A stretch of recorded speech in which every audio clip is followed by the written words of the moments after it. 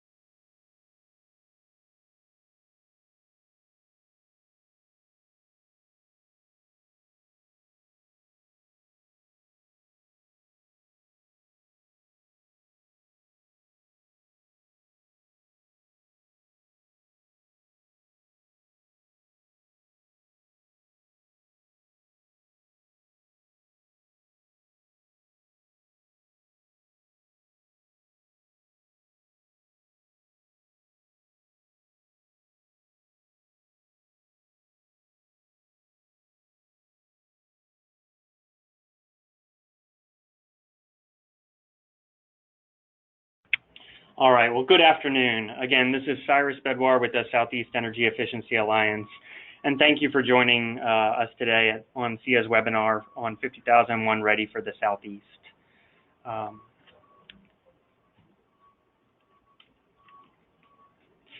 For those of you who are SEIA members, we hope you're familiar with our organization and the work we do. But as a reminder, SEIA is a nonpartisan, nonprofit organization advancing energy efficiency in 11 states in the Southeast. We focus on 4 key areas, including energy efficiency policy, the built environment, which addresses new and existing buildings, energy efficiency financing, which works primarily with cooperatives throughout the region to develop on-bill and on-tariff financing solutions for energy efficiency, and energy efficient transportation, which works to support the introduction of new transportation technologies like electric vehicles to the region. Like the industry we work in, our portfolio is evolving to include areas like public health, resilience, and emerging technology. A few logistical items today before we get started. We will be recording and archiving this webinar on the SEIA website should you wish to share it with colleagues who are not able to attend. And you can also feel free to contact me to request copies of the slides following the webinar. We will have the phone lines muted during the call. You can use the questions feature in your control panel, which is usually found on the right-hand side of your screen, to submit questions throughout the presentation, and we'll answer them as we receive them. Finally, I offer an apology to all those who were bombarded with multiple calendar invites yesterday afternoon. We were thrilled at the interest in the webinar, and in the course of adding folks to the invite, I made an inadvertent change that I had to correct. You're busy people, and I understand that it can be confusing to receive multiple invites, so I apologize for the extra steps you had to take and appreciate your participation today. So our agenda today is as follows. First, I'll provide just a little bit of level setting and a review of how we got here today, as we have a variety of participants on the call. We'll provide a refresher on 50,001 Ready. And to help our presenters understand the audience's current awareness levels and to keep things engaging, we have a poll, which I'll launch now.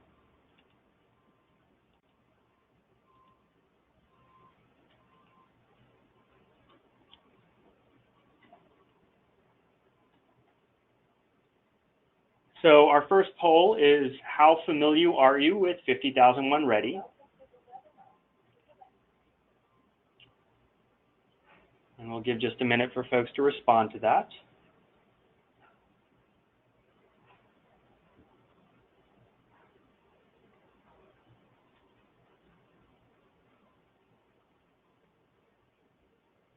We've got 80% voting. Give it another minute.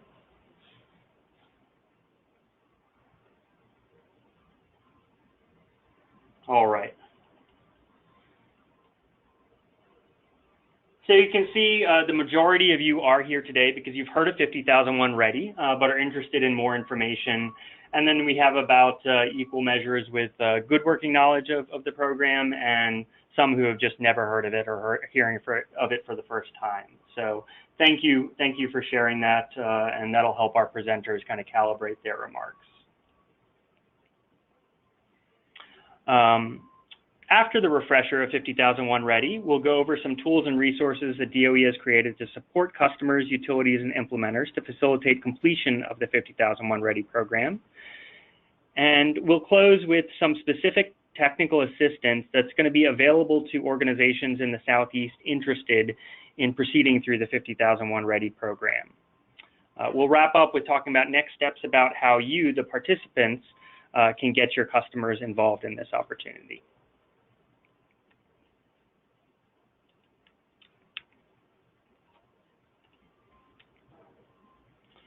So at the end of the day, our goal is to provide you with actionable information on this program and help you better serve your customers.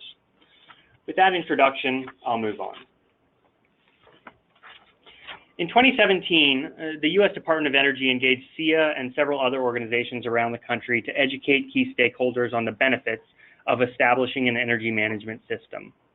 Specifically, DOE had created a suite of resources to help organizations establish an energy management system in accordance with the international standard ISO 50001, which was first released in 2013.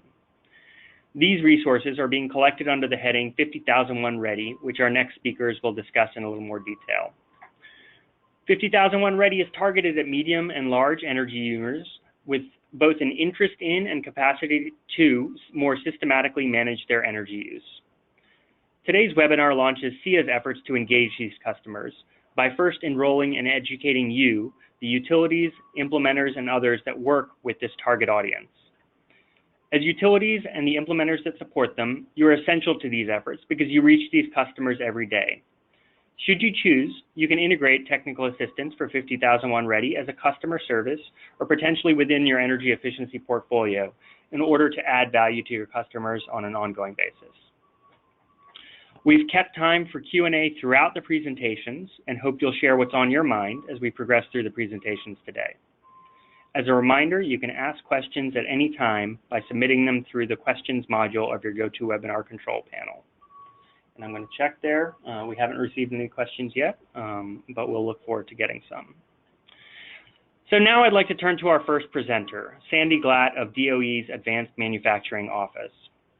DOE is the primary sponsor of SEIA's 50,001 Ready efforts and has been a tremendous resource as we prepare to launch our outreach. Sandy will provide a quick overview of 50,001 Ready and the framework it supports, strategic energy management, and she'll also preview some of the tools DOE has created to support users in their efforts to complete the program. So Sandy, I'll turn it over to you. So terrific. Thank you, Cyrus. And first of all, I'd like to thank everybody who has joined us on the phone. And I was actually quite encouraged to see the results of the poll that more than 50% of you have some background in this, which is good because the presentation kind of presumes a little bit of that. I also want to let you know that I'm joined here by my colleague, Paul Schaefer from Lawrence Berkeley National Laboratory, who helps us at DOE support this program, and he may chime in at some point. So if you hear a male voice, it's not me, it's him. Anyway, next slide.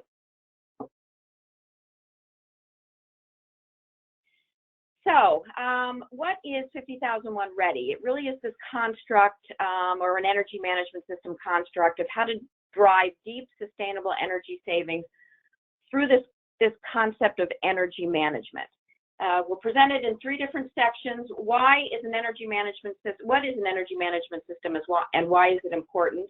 What is the 50001 Ready program? And then some of the options and resources that we have been developing specifically oriented towards utility programs and their implementers. What I'll cover today will be pretty surface level, recognizing that we at DOE and LBNL are available at any time to do much deeper dives into any of this information if your interest is piqued following this webinar. Next slide. Next slide. Thank you. So what is an energy management system? It really is the idea of integrating energy into everything that is done within a business, whether it's commercial, municipal, industrial, all of those are suitable for energy management systems. Most of you are familiar with systems from either safety perspective, possibly environmental systems, management systems, or even quality management systems. But it's based, again, on the idea that it is incorporated into every part of the business structure. It is top-down driven. It requires senior level management buy-in. It requires participation from across an organization. And most importantly, it drives continuous improvement of an organization's energy performance. It controls usage, achieves operating cost savings, and once again, continuously improves energy. What's important here is it's based on the Deming Plan, Do, Check, Act system. This kind of a proven management structure. Essentially says, say what you do what you say, prove it, and improve it, hence the continual improvement element. It can be implemented in many different ways, but what we're going to talk about today is the ISO 50001 Energy Management System, which really is the international standard, and it's the standard that DOE has invested our time and resources to support. Next slide. So, ISO 50001 in particular, and Cyrus mentioned it, this was defined by an international body. It includes international best practices for establishing, implementing, and maintaining and improving an energy management system. It was developed consistently along the same lines as other international standards, notably, as I mentioned, ISO 9001, the quality system, and ISO 14001, the environmental management system. It was first published in 2011, I guess 2013 released, I think 2011 is actually the date, and it was just recently updated. And the important thing about the update is we are in the process of revamping the tools and resources that we're going to be showing you coming up to be consistent with the new 2018 update. But just recognize that this will be a seamless update, and if anybody is getting started or about to get started or wants to get going in the existing tools and resources, do it now, don't wait, and the transition, as I said, will be seamless and painless to you as well as your customers. It is not a program design, that's important to note, and it does not prescribe how to achieve the requirements. It really is how to put the management system and what's required to put the management system in place. Yeah, next slide. Just really quickly, I'm going to show this before I get started. The reason we've cared about this and the reason that DOE has taken the time and energy to invest in this is that it's been demonstrated, at least in certain examples, and we're beginning to collect data, and we're going to be spending time in the future collecting more and more data and doing research and analysis around this data, that entities that implement energy management systems improve their energy at a more rapid rate than they do without the energy management system. And this is even for entities, companies, et cetera, that are already sort of rock stars.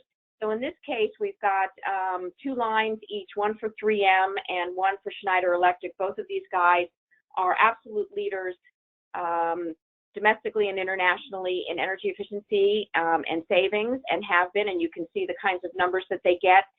Within their own companies, the facilities that have done the ISO 50001 energy management implementation are almost doubling those savings. So we believe in this, and we think that the data, as we continue to collect it, is going to prove it out more and more. Next slide.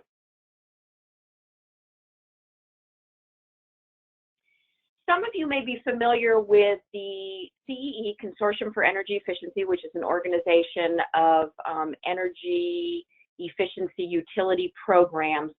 Their minimum elements based on the concept of SEM, or Strategic Energy Management, or CEI, Continuous Energy Improvement. These terms are probably familiar to you, and again, those of you that are implementers of utility programs more than likely are familiar with this.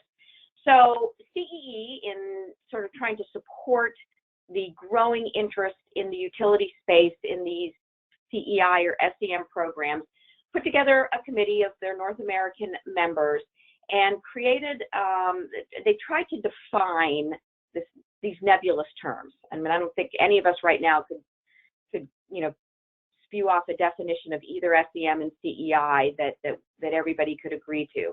So what they did was say, hey, let's talk about what we believe to be at least the bare minimum that any utility program would have to be able to call itself an SEM program. And that's what these minimum elements are. Again, they describe the minimum conditions, and they did do this primarily in an industrial customer focus. But the minimal conditions a company or facility should have in place to continuously improve energy performance, or which then would translate to the minimum,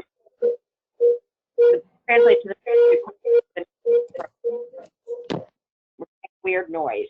Okay, thank you. CEM's minimum elements is not a utility program design either, and it does not relay how to achieve the conditions, just what those basic conditions are. Next slide. I pointed this out primarily because, oh, I was ready for the next slide. I pointed this out because primarily there's often some confusion between 50001 and the energy management system. Can you go to the next slide? Thank you. And SEM. So they're complementary, both the 50001 energy management system and the minimum elements. CEE is, again, the minimum elements. 50001 considers a comprehensive system as defined by this international body. But I think what's most important is to say the elements, they can be complementary. So don't feel like you're kind of pushed into one camp or the other. We recognize these as kind of maybe the CEE minimum elements as a starting point, and the ISO 50001 energy management structure as a fairly robust and rigorous full-on SEM type of scenario. Next slide.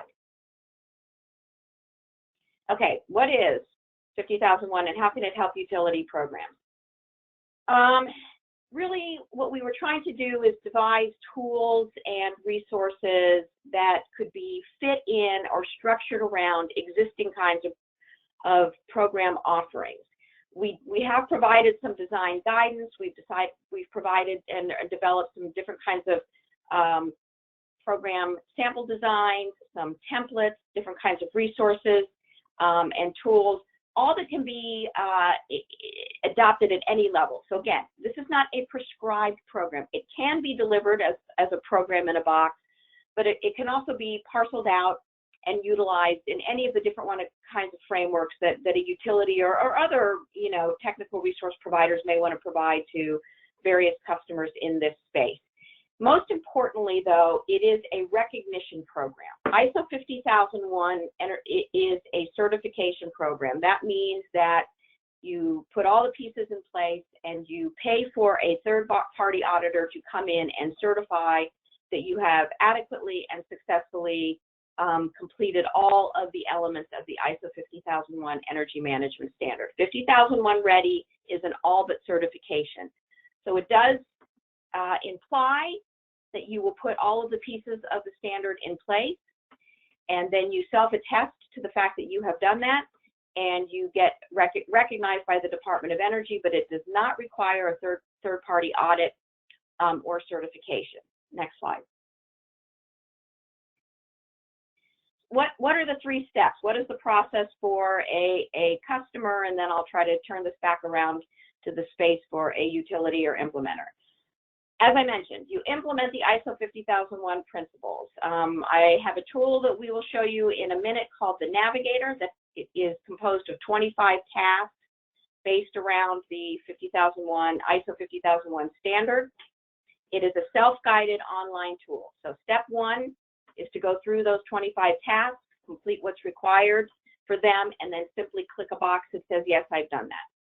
Step two is to present for recognition, is to prevent energy performance. What does that mean? That is simply enough to tell us at DOE that you do measure your energy use, you do monitor your energy use, and you are able to identify if your energy performance has been improving. In other words, am I using less energy with the same activities than I did last year? You can take into account for changes in your business operations, but in fact, you have the ability to say that the performance is improving. Do we want you to send us detailed data? No. Do we want you to, this is not an uploadable tool. You cannot upload any data into this tool. So we don't want your specific information. We don't want your data.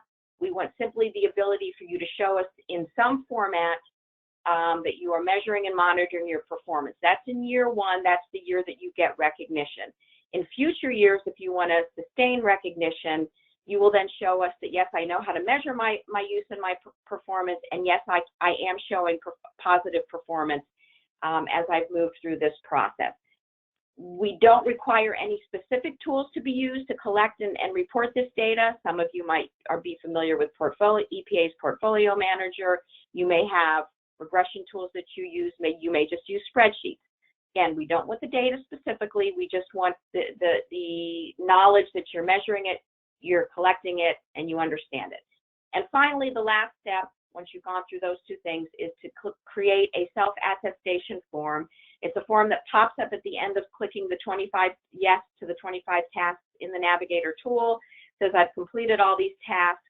We ask that it be signed by two individuals. One, well, it could be the same individual, but the signatures of either the person most directly involved in leading the 50001 Ready process and or a senior manager. So the senior manager could be the same person, could be the most senior person in the plant, like the plant manager, et cetera. But we want to know that there is some sufficient level of buy-in at the facility to make this realistic. On the other side of this, somebody who goes through all of these steps is pretty darn ready to go through the certification process if they in fact choose to do so. So that little box on the bottom right-hand corner sort of leads you down that road. But this itself is not a certification program. You get recognized by the Department of Energy. You'll get a certificate signed by the leadership of the Department of Energy, and we will prepare, if desired, a showcase piece that will be posted at the Department of Energy's website. Next slide. So in order to help you along the way, again, I'm going to back up to the Navigator. So the Navigator is this free, keep that in mind, online step-by-step guide, and it's the core of putting the steps of the energy management system in place. I can't stress enough again that it is simply a guidance tool. It is loaded with information. It can provide you a lot of, we have videos, we have a variety of different pieces of information that we can share with you, but it is not a resource where you are uploading and saving and collecting data. It is an online tool that the Department of Energy manages, and as such, we do not want you to, and we don't collect data. In addition, we have other tools that can help you support this process. These are all optional. We have an M&D tool that would help support the energy performance information if you need one or would like to use ours. We have our energy footprint tool. That's an ability to sort of characterize how energy is used in your facility. You input some of your billing information and data, and it really helps point you to where your significant energy uses are, which is an important component of the energy management system. So it helps you really manage your data. And finally, we have another tool called a Register of Implemented Energy Performance. And this is a way to just organize and track projects, essentially. You know, as you're beginning to identify potential projects, you can put them in there. They can provide some data around those, and it helps you track that. Again, these are all to be of assistance, not required. Next slide. So Sandy, we've got our first question, and it's regarding how you demonstrate energy performance. And so the question is, if an organization already has regression models, is there a way to upload those? You mentioned one doesn't need to upload data, but how do the organizations demonstrate that they have improved? I'm going to let Paul Schaefer answer that question. Yes. So for your first year of recognition, all that we require is for you to send and establish a baseline year of energy consumption. If you want to and have historical data, you could send us the energy performance improvement. And what we're looking for is a year-on-year look to see how things have changed over the last 12 months for both original recognition and re-recognition. So if you've already got a tool that does an analysis with regression analysis, all we would need you to send us would be your energy performance improvement as a percentage coming out of that tool.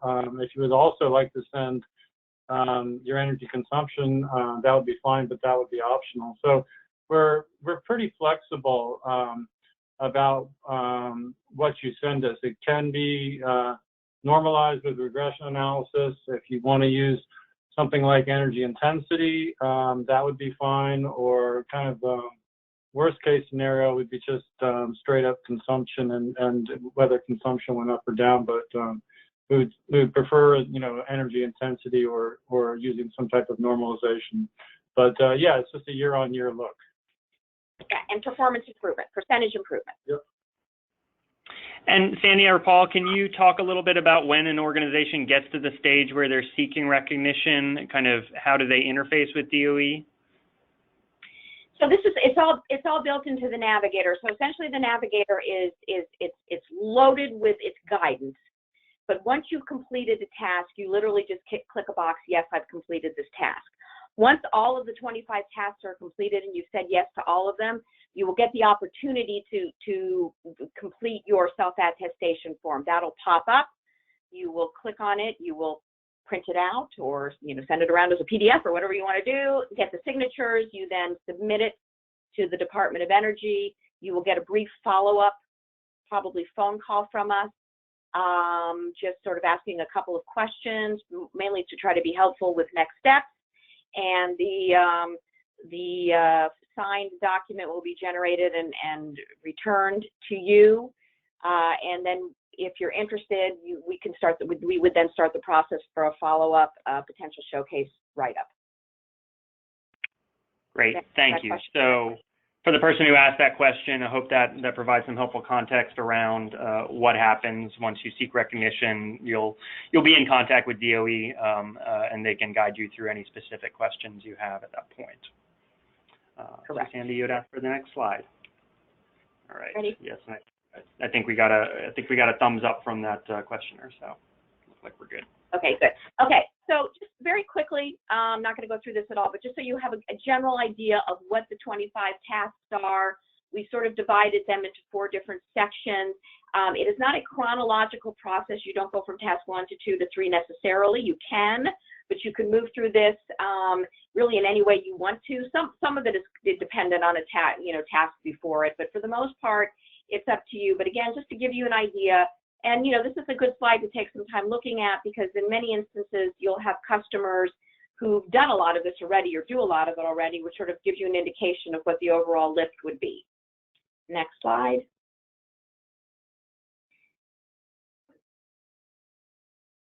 So again, a brief look at the Navigator tool. Again, it is we kind of call it a TurboTax-like tool, because really what it is a lot of guidance. And all you really do is say yes or no to each question, which is for those of you that have used those kinds of resources, step by step, 25 tasks into 4 sections.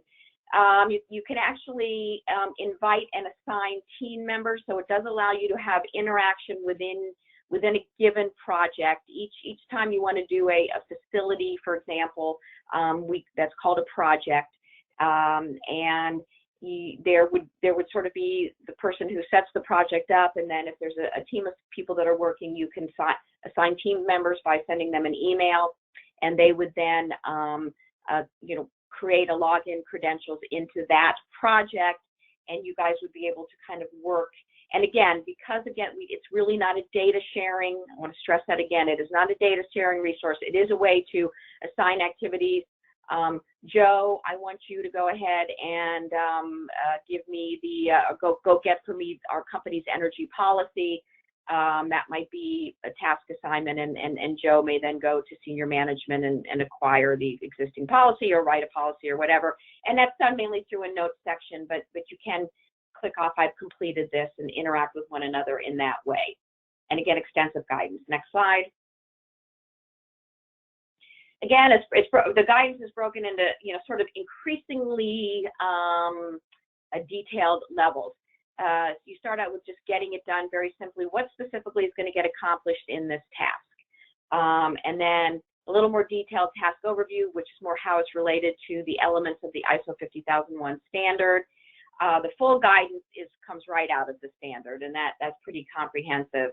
And then we also have some transition tips. So if folks have worked with the, for example, the EPA Energy Management Tracking System, maybe they're DOE Better Plants partners or others, there are some of these activities that would, or also have done any of the other ISO standards.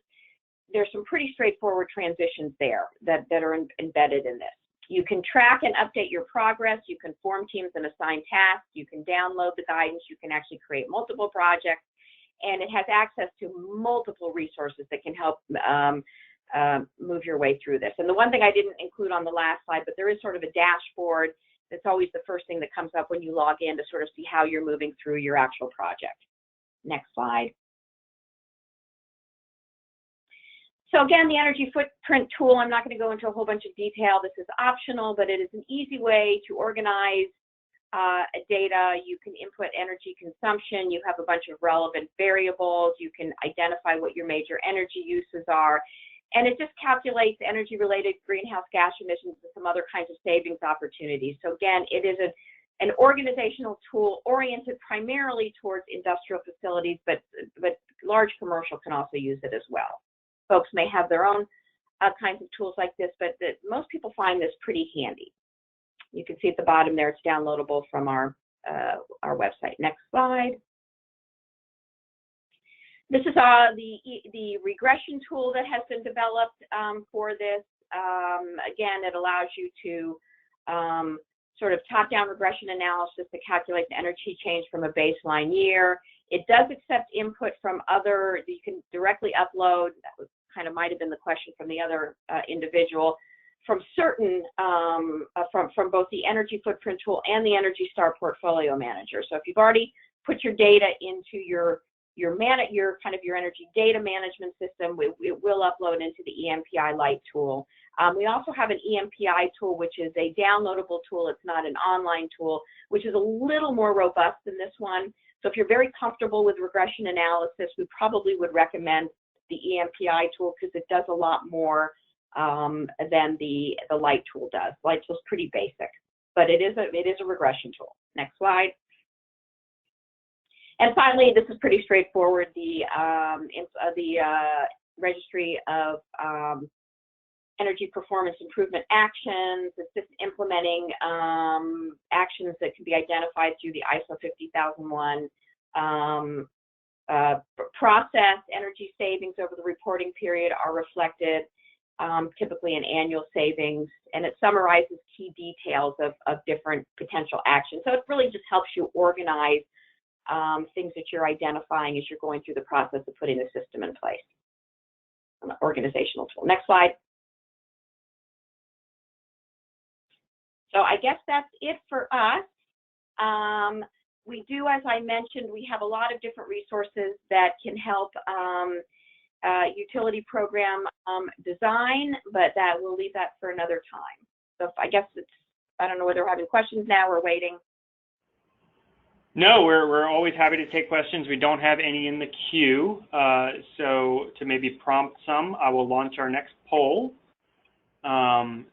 So following DOE's presentation, how comfortable, sorry, I'm not able to see my whole question here. Well, you can see it on the screen there, and we're getting responses in, so I'll let that play out for a few more seconds.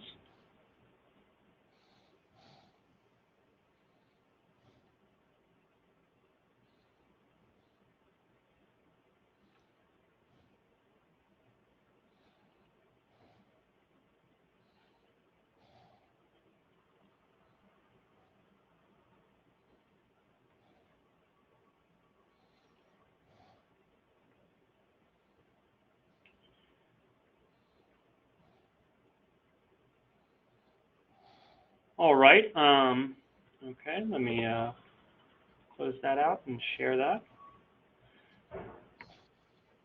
So it looks like Sandy, you hit the nail on the head for about a quarter of the folks.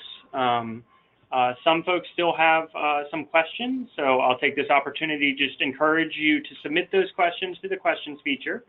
Don't worry if you feel like they're very specific. We're happy to hear what's on your mind so we know how to tune further technical assistance.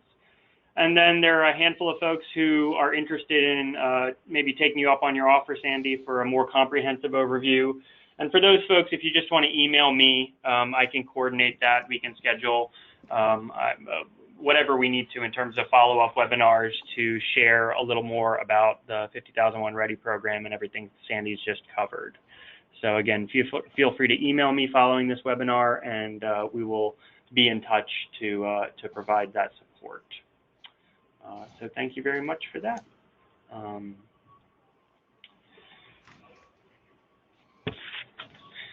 So at this point, I'm going to move to our second presenter. SEIA is really pleased to be partnering with Advanced Energy from North Carolina, who will serve as the technical assistance lead on this project. I'm going to introduce Mike Stowe of Advanced Energy right now, who will present and who will be leading the 50,001 Ready cohort to support 5 to 7 organizations that are interested in completing the 50,001 Ready process. So with that, I'll turn it over to you, Mike. Okay, thank you, Cyrus. I'm hoping everyone can hear my voice. I'm Michael Stowe. I work as a senior energy engineer here at Advanced Energy in Raleigh. I've been here about 7 years. My background before that, I spent about 30 years in manufacturing and industrial plants as plant engineer, operations, maintenance manager, facilities manager, things like that, making stuff for about 30 years. And now I help go to those same plants and help them learn about ways they can save energy on their processes. Next slide, please. Today, we're going to talk about, real briefly, we've already talked about why we need strategic energy management, but just a couple points there. We'll talk about some of our experience with strategic energy management, and then we're going to talk about the cohort concept and some of the outcomes thereof. Next slide, please. So 33.63 quadrillion BTUs. Quadrillion's a big number. It's a 1 with 15 zeros after it. It's more BTUs than the federal government spends in dollars, which is pretty amazing. But that's how much energy is consumed about in the United States based on a Lawrence Berkeley study a couple years back for commercial and industrial. So why do we have strategic energy management? There's a whole lot of energy out there to manage.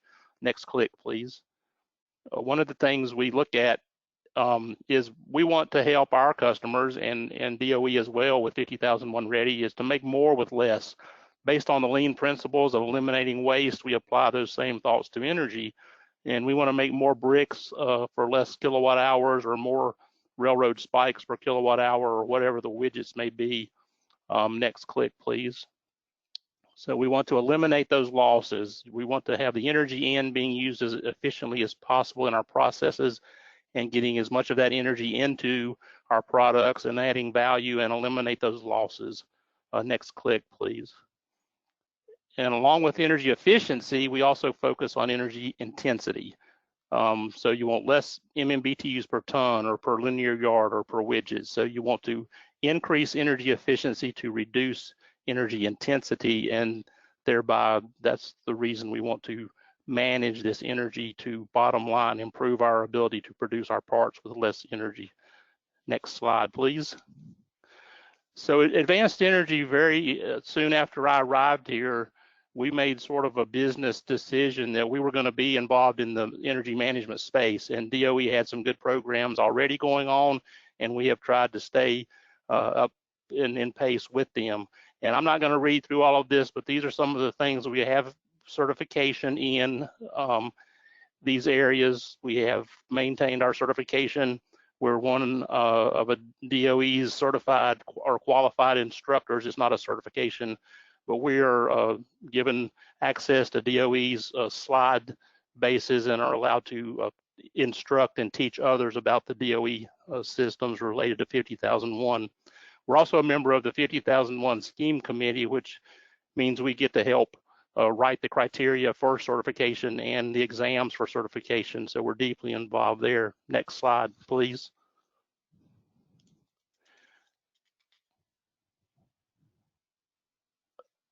Next slide, please. I've advanced that, Mike. It's showing up on my end. Cyrus, can you hear me? Yes, Mike, can you hear slide, me? Please. Oh, boy. Yes, I can. Okay. Yeah, I've got it Okay. on the 2 full DOE cohorts at this point. Yep. Go ahead. Yeah, that's perfect. So we did participate in 2 full DOE cohorts. One was a mixed manufacturing group of 6 manufacturing, various different pretty heavy manufacturing. We were the actual coach or consultant with the Cummins engine, Rocky Mount engine plant here in North Carolina, and they're now ISO 50001 and Superior Energy Performance SEP certified, probably for their 3rd time. And also we participate in the water and wastewater cohort. And we'll talk more about what a cohort is, but as you can see, one group was mixed manufacturing. They weren't all the same. They weren't all making the same parts. And the second one was more focused on an industry segment. So cohorts can take on either one of those 2 aspects. And we have, during the last couple years, we have been involved in the 50001 Ready and it getting rolled out and starting to train a variety of trainings and working with industrial customers on using 50001 Ready, which is an absolute excellent tool. Very good, excellent download, as Sandy talked about. And one of the things we do or have tried to do with people is they'll say, you know, we're interested in 50001. We've done a lot of energy stuff, but where are we? And doing a 50001 gap analysis, the 50001 Ready tool is really good at doing that. And you can go through the 25 steps and give somebody say you're 90% on this one and you're 2% on that one, and you get a real idea of where you are very quickly. Next slide, please.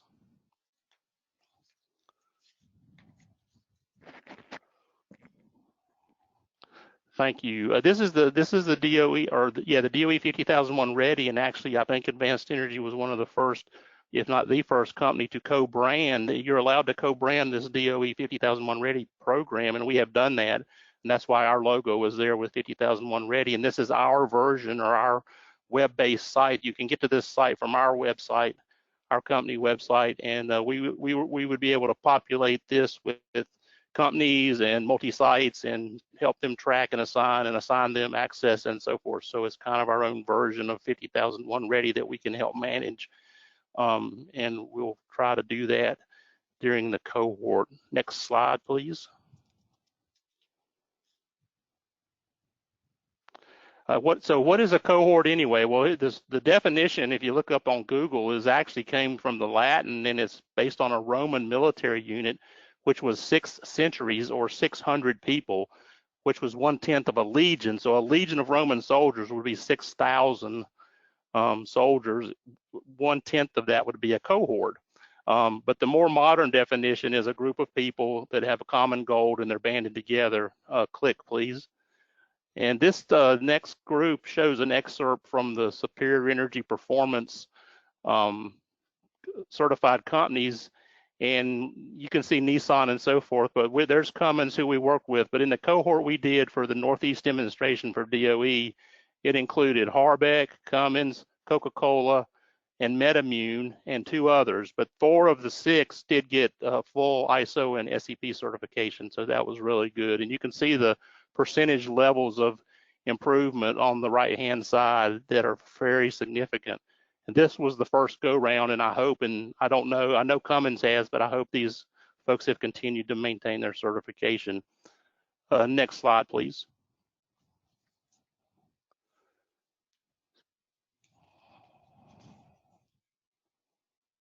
Next slide, please. So a typical cohort, the ones I've worked with and the ones we've tried to form and work with, typically 5 to 7 companies is a good number. And they have similar strategic energy management goals and experience levels that helps them kind of keep in track together. it's never really come up at all, but ideally they would not be head-to-head competing companies, so they would be comfortable in the same room talking about processes and things. You may not want Coca-Cola and Pepsi or Nike and Reebok in the same cohort, but generally that's not been an issue. We want people that are willing to share information, not necessarily data or process parameters, but just best practices, basically how they do things, and others can learn. And the cohort environment that I've experienced has been very beneficial because you can cross-train, and hear about other people's headaches and where their pain points are and what they've come up with as a solution, and it can be very beneficial. One of the most important things to be a cohort member, and I'll rephrase that, one of the most disappointing things is to have a cohort member that does not have strong management commitment and ends up not being able to support the cohort the way it is intended. So it's very important that the companies we reach out to and recruit for our cohort have very strong top management commitment. It's absolutely essential, because people will need time to travel, they'll need time to participate in training events and things to prepare for and do after training events. They'll need time for homework and preparation. They'll need resources, i.e. money, to succeed and do the work they need to do. They'll need money to travel.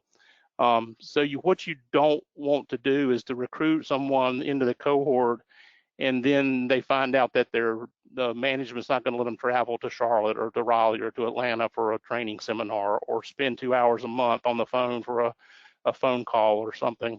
So that's very important. I can't emphasize that enough. Strong management commitment, and this is right out of the ISO standard also. I'm not just making this up for pushing this. It's part of the ISO standard that there is strong management commitment.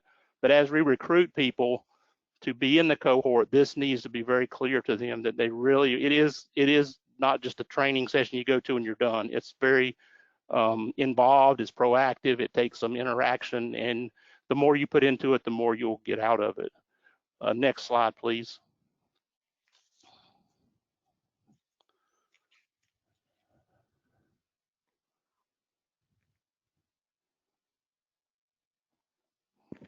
Next slide, please. Continuing about the cohort, it's not required. It would be good to have common levels of experience, but if there are previous experience, and Sandy mentioned this, if you have previous experience with another ISO management system like 9000, you can read them there, 14,000 safety, or for environmental and safety and so forth. If we had members of the cohort that had absolutely no experience with any ISO system or management system, and members that had lots of experience, that may be difficult. I've never been in a cohort where the members had no experience with ISO. Most of them did have at least some. We have worked with companies that have none. It's a much heavier lift if you've never done a management system at all. It's somewhat easier if you've done 14,000 to do ISO 50,000 if you've done 14 or 18,000. So that's just something to keep in the back of your mind as we recruit and form the cohort. Next slide, please.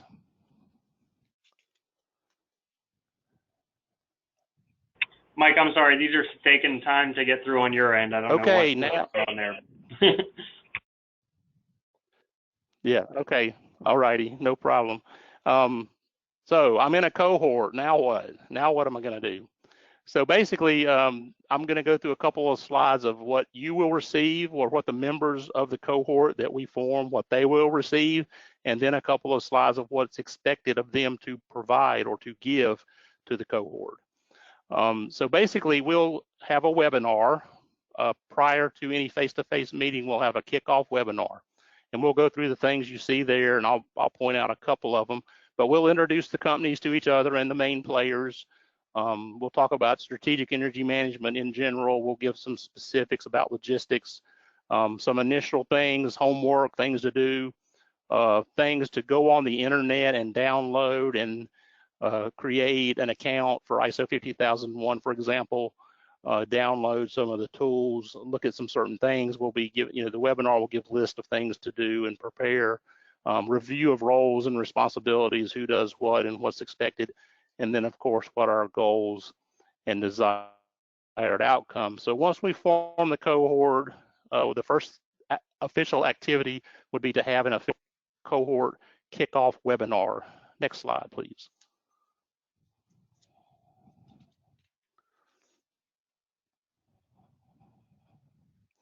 Okay, and continuing with what the participants will receive, once we've done the kickoff cohort webinar, and if there's any questions or concerns during that time, of course we can communicate one-on-one with the participating companies or individuals. But the next big event would be a face-to-face training. This could be 1 to 2 days of training. We will go deep dive into 50001, the plan, do, check, act model, 50001 ready, the basics of the navigator, the 25 tasks. We'll actually perform or start digging into accomplishing some of the 25 tasks. We'll look at the tools that are available and do some exercises with the footprint tool and linear regression. So it'll be a pretty deep face-to-face exercise, very interactive. It's not going to be me up there talking the whole time. It'll be talking for a while and then go do this. Everyone will need to be engaged very much in the training. It's very proactive. It's very engaging with the clients in the cohort, and it'll be a lot of good use, real use of the navigator tool for 50001 ready. Next slide, please. So participants will also receive homework assignments, things to do between the webinar and the face-to-face training, and then also after the face-to-face training. And we'll have some check-in calls. Some of the calls will be one-on-one with each individual company, about monthly, and then we'll do at least a quarterly full cohort where we get everybody together on a call and just kind of touch base with each other. And there'll be agendas and outlines and things to prepare for or to report out to the group or to me or on these calls. And those will be kind of follow up to the initial face-to-face training. And then we'll kind of see where we are toward the end of the year and see where we want to go for next year. Next slide, please. So what do the participants need to provide? The members we select for the cohort, these are things they need to be prepared to do or provide or be able to get to participate and get the most out of the cohort.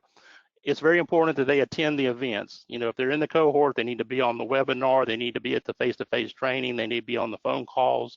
Doesn't have to be the same person, but a representative of that company needs to attend all the events. It's very important that someone be there to keep up.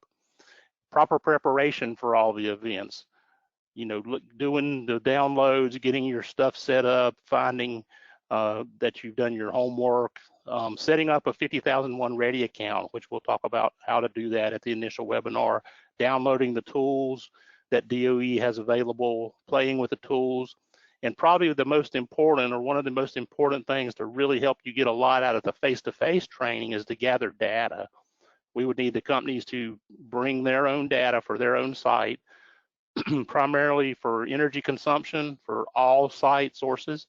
So that could be electricity, natural gas, propane, diesel fuel, gasoline, whatever energy sources they're consuming, they need to be able to provide or bring monthly consumption data for that for probably 2 or 3 years of history that we can use to load in and practice using the tools. And also, in order to do linear regression data, we would probably need at a minimum production data, and I didn't list it here, but other things to consider, maybe cooling degree days from the area that their plant is in, heating degree days. If the plant's air conditioned, the entire manufacturing plant's air conditioned, cooling degree days is going to have an impact on your energy load. You're going to use more electricity in the summer to run the chillers and possibly more natural gas in the winter to run the heating. And that data would impact your energy consumption, and those variables or relevant variables need to be incorporated into your energy regression model. So monthly production data would be very important. It could be pounds of product, gallons, widgets, however you want to account for the production. But having this data at the face-to-face training is very important and would make for a much better outcome and get a lot more out of the training. Next slide, please. Or next click. Next click. One thing you absolutely have to have, next click also, one more, is a laptop. Whoever comes to the face-to-face training is going to need a laptop capable of, connecting to the internet and handling big spreadsheets and things like that. And of course, enthusiasm. We want the people to have enthusiasm about what they're doing, and it'll really help the training. And so you definitely want to have a laptop. If you can bring more than one person from the company, that's good, so they can collaborate at the training. That would be very good as well. Next slide, please. So the outcomes that we want from this cohort, these are the goals that we really want to have as an outcome, is for the participants to gain a good foundational understanding of ISO 50001 principles. We want them to be able to effectively use the 50001 Navigator tool and complete the 25 tasks in it. And of course, the middle line, but the bottom line in the middle there, increase energy performance improvement. We want people to improve their energy consumption. We would love for everyone in our cohort to gain the recognition by self-attesting for completing the 25 tasks of the 50001 ready, and improve overall plant operations. And what that means is when you do energy projects or energy work, or look at energy from lean principles, sometimes you find things that improve productivity, quality, reduce scrap, improve operating conditions. So there's some overall plant operations that can be improved by doing energy performance work. That's possible. Next slide, please. And Cyrus, you can just kind of click 6 times every couple seconds and I'll keep talking. But basically the cohort member is in the middle of this, and we want to involve them with their utilities, be it gas or electrical utilities. The DOE programs, we've talked about that. They're a great member. We're not the only energy cohort in town. We do happen to be fortunate enough to be the one to work with SEIA on this cohort, but involve an energy consultant to help with the training and interpretation of the strategic energy management documents and tools that are available. Georgia Tech, Bill Meffert from Georgia Tech is going to speak in just a second. They're a great training partner, had developed a lot of this training material for for DOE. And DOE is a great resource. Their website is full of free information, free stuff, and they've developed and ran many national cohorts, and even one international, included Canada and Mexico, so kind of a North American cohort. And then finally, if you do go the whole 9 yards and want to get certified, you'll be engaged with some verification bodies. There's just DECRA and Advanced Waste Management are a couple of the ones out there that have done a lot of ISO and superior energy performance certifications, but you will need that third-party verifier if you go for certification beyond the DOE recognition. So the cohort member is going to be right in the middle of all this, and will be very well supported to engage in his or her energy journey. And that's it. Next slide. Thank you. Thank you so much, Mike. That was fantastic. Really appreciate that. And as mentioned, I'm going to launch our next poll. So we'll leave that open to see how comfortable you feel explaining the technical assistance package that Mike described.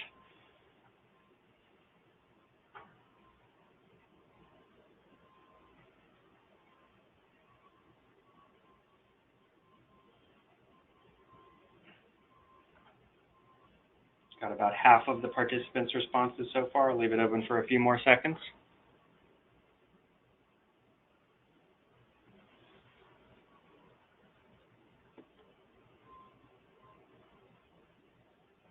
All right. Well, Mike, you've been very effective. More than half of the listeners feel very comfortable describing the technical assistance package that y'all will be providing. And then there are others who do have a few more questions. Again, feel free to submit those via the question module in the GoToWebinar control panel. So I will close that poll and move on to our final speaker today. So as I embarked on this work here at SEIA, I was delighted to find out how much depth we have in the Southeast on the topic of strategic energy management. And as as Mike just mentioned, in addition to Advanced Energy's considerable work in this area, we're thrilled to be partnering with Georgia Tech as well. Bill Meffert and his team are on the call, and Bill will spend a few moments covering one of the individual certifications that complements an organization's pursuit of 50001 Ready. It's called the Certified Practitioner in Energy Management Systems. Try fitting that on a business card. So with that, Bill, I'll turn it over to you. Thanks, Cyrus. As Cyrus mentioned, this is Bill Meffert with Georgia Tech. Been at Georgia Tech quite a few years, and during that time I've had the privilege of working with the US Department of Energy as well as Lawrence Berkeley National Lab to both set up ISO 50001, the international standard, as well as the Superior Energy Performance Program that Michael mentioned, and help actually test the implementation of ISO 50001 and the SEP program within industry. So it's been a great journey. But what I want to talk to you about today is about some workforce resources that U.S. Department of Energy has developed. I think very early on, as ISO 50001 was being developed, DOE recognized that there was a skills gap in the workforce for people who could implement ISO 50001. We realized quickly there are not many people who both understand ISO management systems and also understand energy efficiency within both the commercial and industrial sector. So what followed over the next few years was the development of the Certified Practitioner in Energy Management Systems, or what we call 50001 CPE-NMS. And this is a credential that people can get who are working in the energy management field. This credential is issued by the Institute for Energy Management Professionals, and this is an organization that the U.S. Department of Energy has set up. It is a 1724 accredited organization by the American National Standards Institute. So this credential provides real recognition of people who understand how to implement ISO 50001 and can really help your organizations with the implementation of the 50001 Ready program, as well as for organizations that want to get certified. The credential is based on both the demonstration of your knowledge through an examination as well as qualifications through experience. So these are both defined on the IENMP website if you want to learn more. Next slide. So this 50001 CPE-NMS is really for folks who really want to acquire a certification that says, yes, I'm someone who can really help organizations implement ISO 50001. I have both knowledge of ISO 50001 as well as the ability to analyze energy data, and I understand energy systems and how those interact within an organization, and how 50001 can lead to energy savings. So as I mentioned, this is a certification. This is a professional certification program. There is an examination requirement for it, but there's also a qualification related to experience. And depending on education and the amount of professional experience that you have in the energy management field, will determine how many years of that experience you need to actually acquire the certification. So as shown, there's about 114 certified professionals to date. Many of us who are on this call right now are certified professionals, both Michael, Paul Schaefer, and myself, and others, I'm sure. Next slide.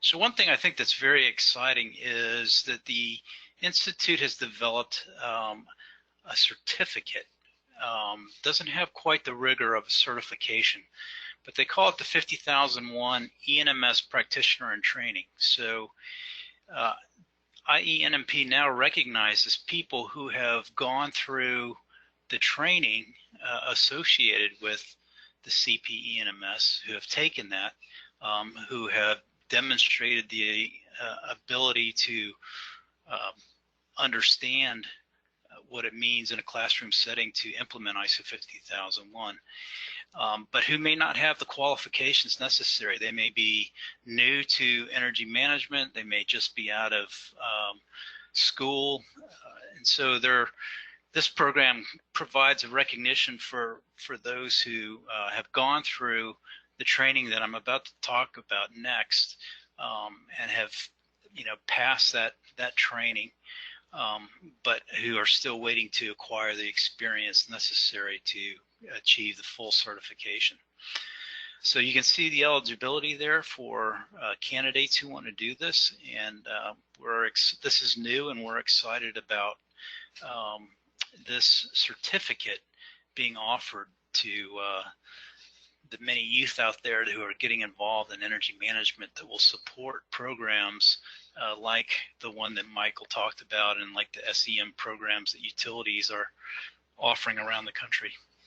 Next.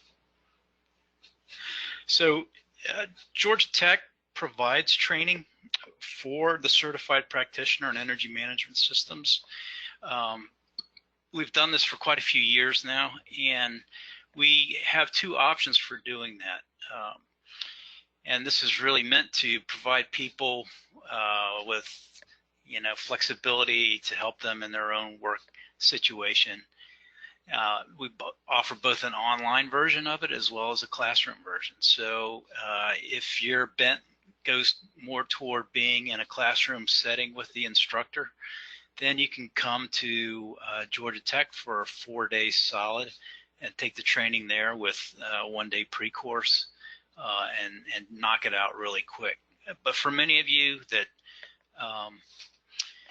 can't get away that long, you can take an online version of this, which means that there's a 10-week course with weekly webinars to provide the training with homework to do the activities that you would do in the classroom. So this provides real flexibility, and I've given the website there that you can go to if you would like to sign up for these classes. We use all those tools that Michael Stowe talked about. So the Navigator, the Footprint tool, the EMPI tool, and EMPI Lite. Those are used in this training so that the student who walks away really understands and has a thorough and in-depth knowledge of how to implement ISO 50001. For those of you who have enough people that might be interested in this, we can always come to you. So certainly we would come to your site and be able to offer the training in your backyard if you'd like. So be happy to, if you want to ask any more questions about this, I've given you our training website as well as the IENMP website, and you can go to both of those to find out more. All right, thanks, Cyrus. Thank you, Bill. Really appreciate that. Yeah, we're thrilled that you're in our backyard and able to support folks and the workforce that's going to help organizations get through these processes. So thank you for being here today. So there's no quiz after this one. We're just going to make sure to include information on the certifications and the training in our follow-up materials. And as Bill said, you can register or contact their team for more information about that. What we'll talk about next is what's next. Our hope is that those listening to this call will reach out to the types of candidates that we have described and encourage them to participate in the cohort. In order to support you in doing that, we're going to follow up with some materials that you can attach to an email or otherwise share with customers that you think would make good candidates for the technical assistance we've described.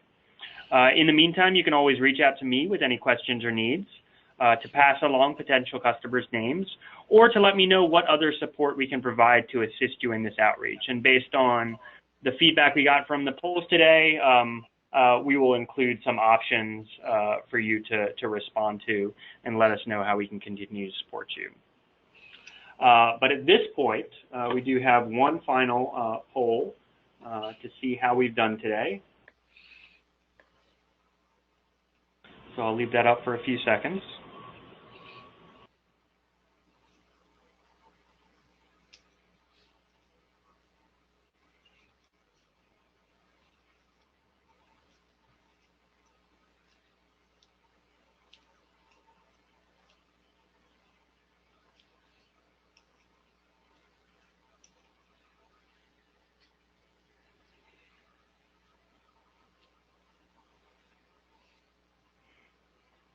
Responses are still rolling in, so give folks a minute.